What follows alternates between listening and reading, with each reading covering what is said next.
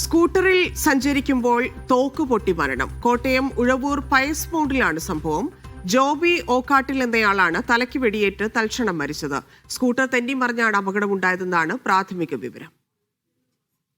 First on media one Josy Babu ചേരുന്നു. ജോസി, എന്താണ് സംഭവിച്ചത്? ധന്യ 9:30 കൂടിയാണ് ഈ സംഭവം ഉണ്ടായത്. ഉഴവൂരിനടുത്ത് പയസ് മൗണ്ടിലാണ് ഈ അപകടമുണ്ടായത്. സ്കൂട്ടറിൽ തോക്കുമായി സഞ്ചരിക്കുന്നതിനിടെ തോക്ക് അബദ്ധത്തിൽ പൊട്ടിയാണ് ഒരാൾ കൊല്ലപ്പെട്ടത്. ജോബി ജോസഫ് ഓക്കാട്ടിൽ എന്ന 56-കാരനാണ് മരിച്ചത്. സ്കൂട്ടർ തെന്നിമറിയുകയും തുടർന്ന് തോക്ക് അബദ്ധത്തിൽ പൊട്ടുകയുമായിരുന്നു എന്നാണ് പോലീസ് പറയുന്നത്. ഇപ്പോൾ കുറവിലങ്ങാട് പോലീസ് സംഭവസ്ഥലത്ത് എത്തിയിട്ടുണ്ട്. തലയ്ക്ക് വെടിയേറ്റ് തൽക്ഷണം അദ്ദേഹത്തിന്റെ മരണം സംഭവിച്ചു. ജോബി ജോസഫ് ഓക്കാട്ടിൽ ഒരു അഭിഭാഷകനാണ്. അദ്ദേഹത്തിന് തോക്കിന് ലൈസൻസ് ഉണ്ട്.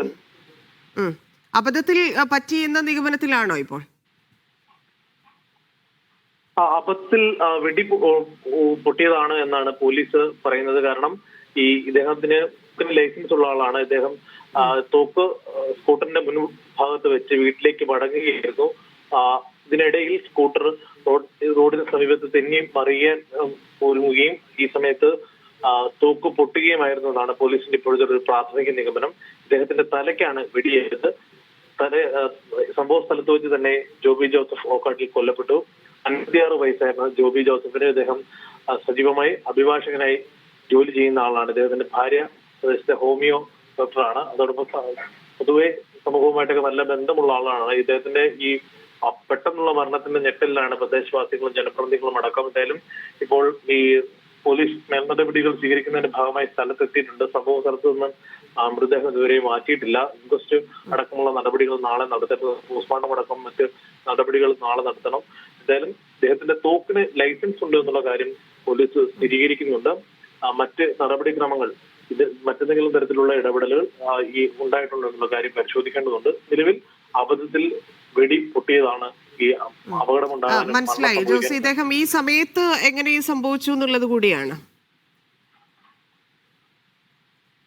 അദ്ദേഹം തോക്കുമായിട്ട് എങ്ങോട്ട് പോവുകയായിരുന്നു? ഇദ്ദേഹം തോക്ക് ഉപയോഗിച്ച് ചില വിനോദങ്ങളിലൊക്കെ ഏർപ്പെടുന്ന ആളാണ് എന്നാണ് പ്രദേശവാസികൾ പറഞ്ഞത്.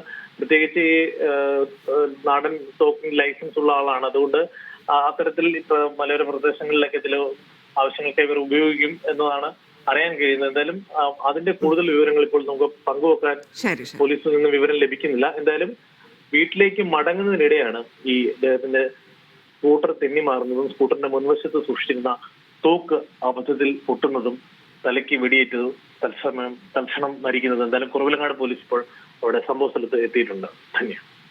ശരി ജോസെ.